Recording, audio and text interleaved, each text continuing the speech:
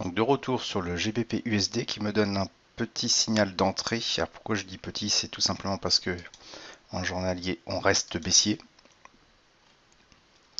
Mais en une heure, on a effectivement la cassure du RSI, du tunnel, enfin du rectangle baissier, un pullback. Et là, ça a l'air de repartir à la hausse.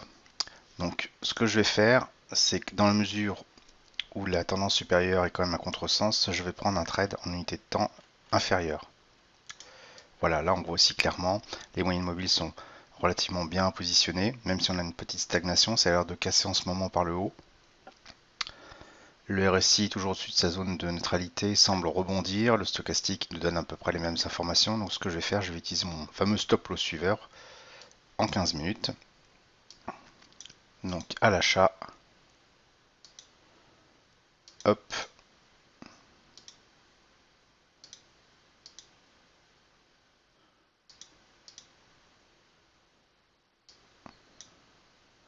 et on est parti.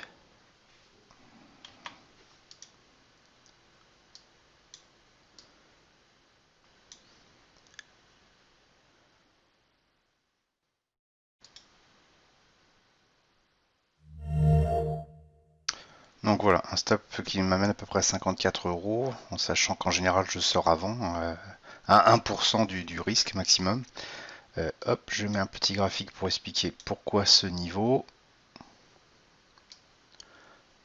avec toutes les options. Donc le stop loss correspond à la variation, enfin au prix clôture moins 3 fois à peu près l'average true range, l'ATR. Voilà. Ce qui se passe, c'est que lorsque j'atteins l'équivalent au-dessus, c'est-à-dire l'average true range au-dessus, enfin 3 fois l'average true range au-dessus du cours d'entrée, mais en fait je ramène mon stop loss à break-even.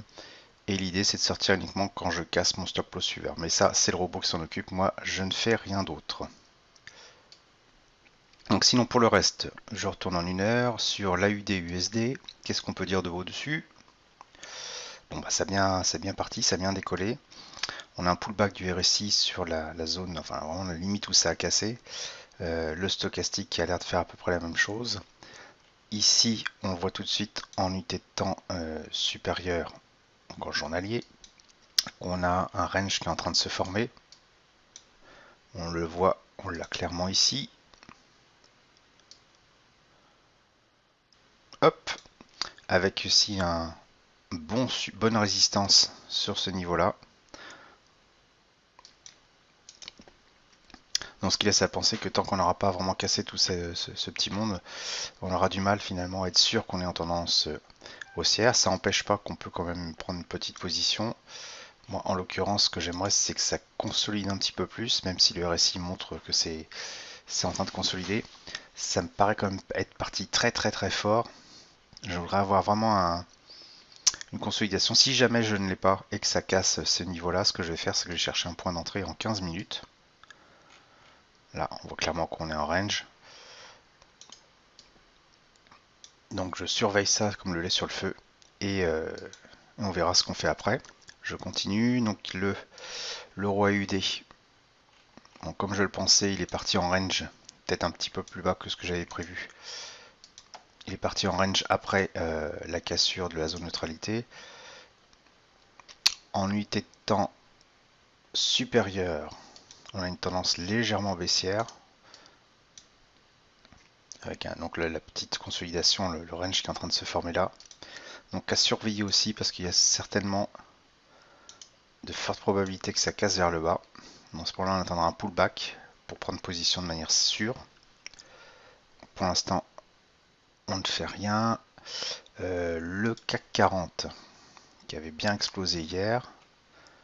Voilà, on attendait la fameuse consolidation, le pullback sur le RSI avant de reprendre éventuellement position, en sachant que c'est peut-être pas judicieux de le faire en une heure vu que le journalier est vraiment en range et qu'on est en haut du range. Donc bon, à regarder, hein, je dirais pour la beauté du sport, mais moi pour l'instant je fais rien dessus. Et l'or qui a fait quelque chose d'assez étonnant hier, qui a bien cassé vers le bas la structure qu'on avait vue, qui est en train de faire un pullback, il l'a fait d'ailleurs, au niveau du RSI. Là clairement, on pourrait prendre position à la baisse, mais certainement pas en 1 heure, dans la mesure où, je rappelle qu'en journalier, ça explose à la hausse, depuis un petit moment quand même. Donc ce qui va être possible de faire, deux possibilités. Première possibilité, j'attends que cette consolidation se termine et que j'ai une cassure à nouveau vers le haut pour reprendre position à l'achat. On peut considérer que là, c'est un peu les soldes et se positionner après l'achat. Ou alors, prendre une position un petit peu plus rapide en 15 minutes à la baisse. Mais pour que ça arrive,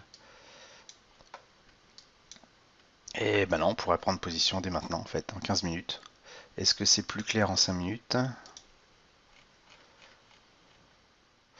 Pas vraiment. En 5 minutes, on est plutôt en range. Disons que le bon compromis, c'est de se dire que si on casse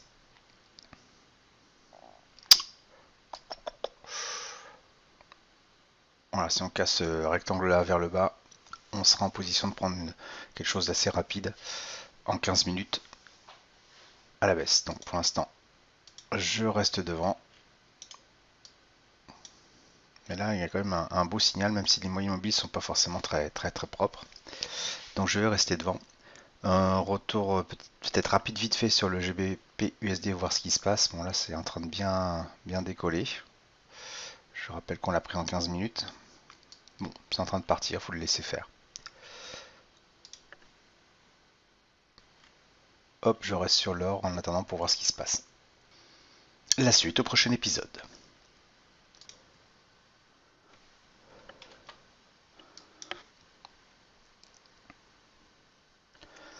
8h58, je viens d'avoir un signal d'achat donc sur la UD/USD que en M5 et en M15, donc je vais le prendre, le suivre en M15. Hop, c'est parti. Donc deux positions actuellement en cours, GBP/USD qui a pas mal monté.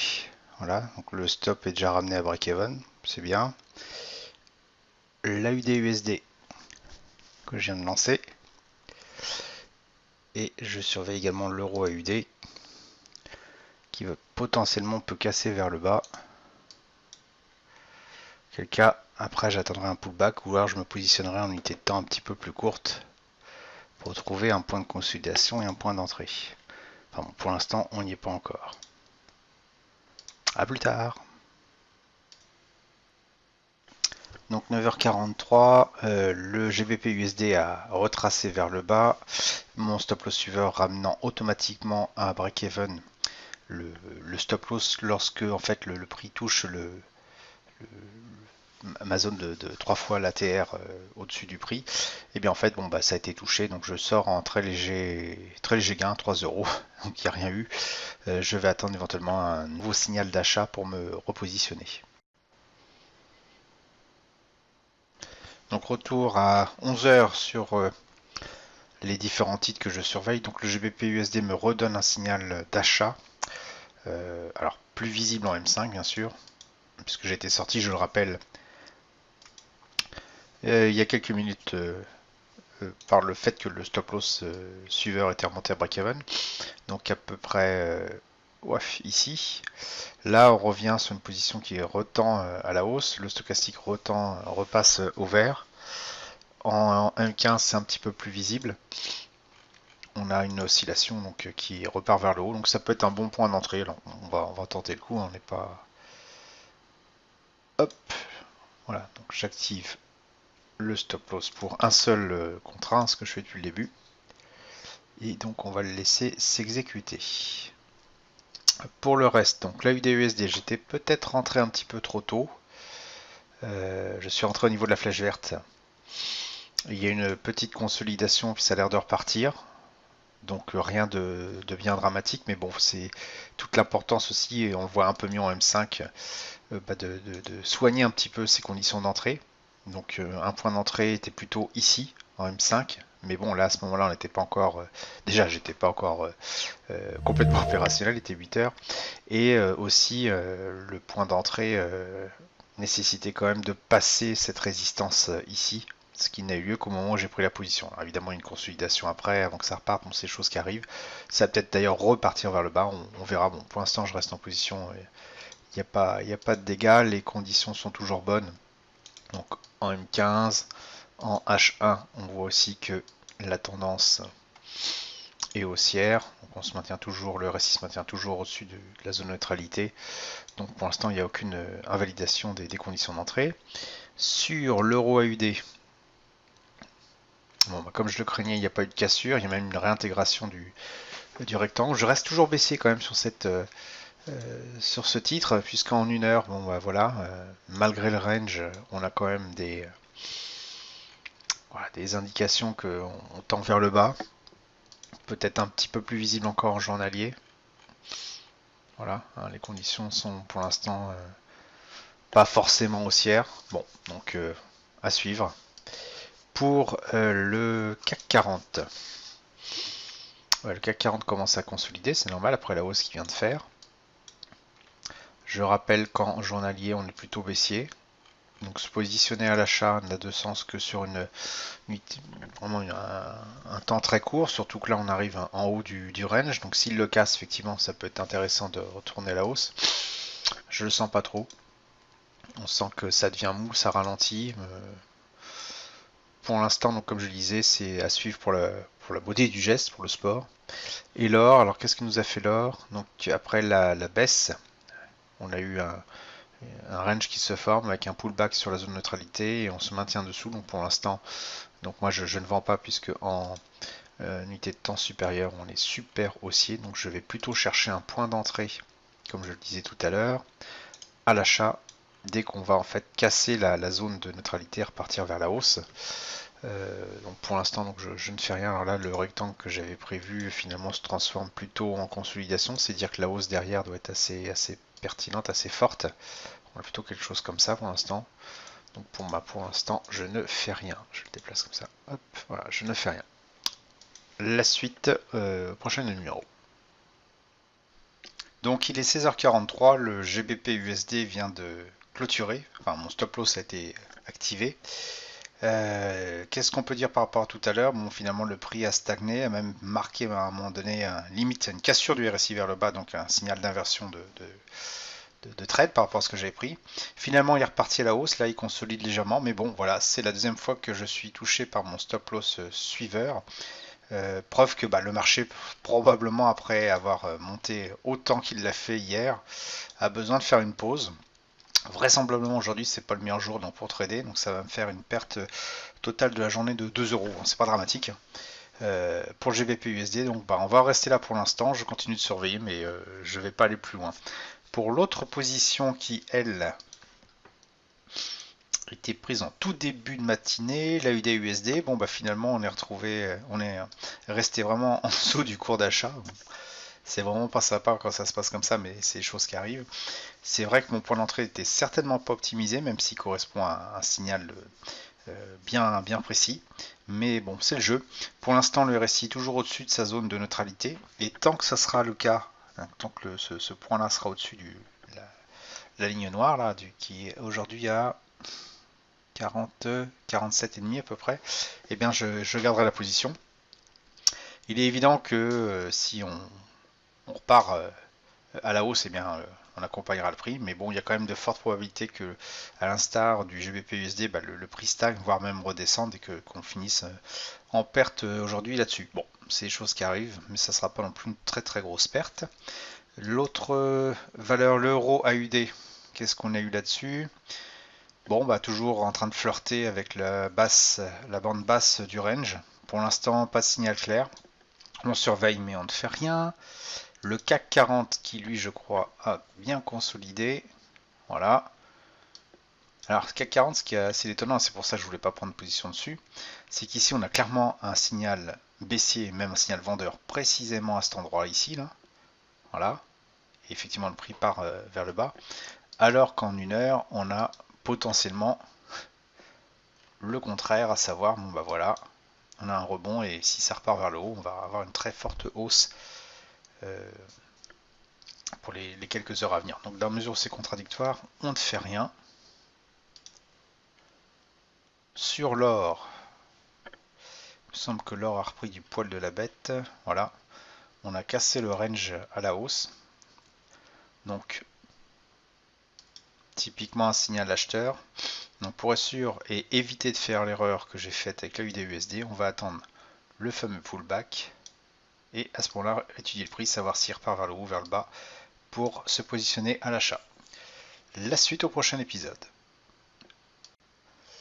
21h15, finalement le prix UDUSD a décollé, mais a fait un pullback sur mon stop loss qui a été ramené à break-even automatiquement par le robot.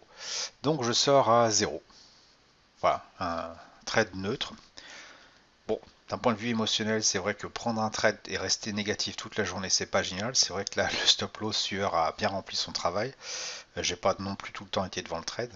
Mais bon, voilà, résultat mitigé puisque finalement on s'en sort à 0. Les autres titres que je surveillais, le GBP USD, je crois, oui, lui aussi il a décollé. Bon, après 2 tentatives, la troisième était la bonne, mais bon, c'est pas non plus super nerveux. On sent que c'est une journée de manière générale qui reste assez molle après les excès de la veille. Bon, le roi UD, il me semble, il a cassé voilà, par le bas. Pullback intéressant pour peut-être une prise de position à la vente. Je rappelle qu'en daily, hop, on était baissier. Et qu'en 1 heure, justement, on attendait la cassure de ce range pour prendre position. Bon là, peut-être encore un peu jeune. On verra demain matin ce qu'il en est. Pour le CAC 40, je crois que lui, à sa grande habitude, il a fait du sur place, hein, pas grand chose. Et l'or qui reprend un peu de la vigueur, donc ça va être intéressant, je pense, certainement de prendre une position à l'achat dès demain à la première consolidation. Voilà, c'est tout pour aujourd'hui. Donc un résultat légèrement négatif sur le GBP USD. Je crois que je suis à moins 2 euros. Bon, et à 0 sur la UDUSD. J'espère que demain sera un petit peu plus péchu. Bonne soirée à tous et à très bientôt.